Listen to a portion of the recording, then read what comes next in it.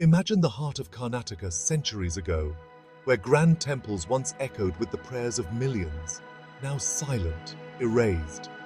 Jamia Masjid in Sri Rangapatna, once a thriving Hanuman temple, was torn down under the reign of Tipu Sultan. Now, a mosque stands in its place, with whispers that idols of Hindu deities still remain, hidden within its ancient walls. The question remains, can we reclaim a history that's been buried? In Mangalore, during the renovation of Malali Masjid, carvings surfaced, temple carvings. Was this once a place where devotees gathered to worship, only for their sacred space to be erased from memory?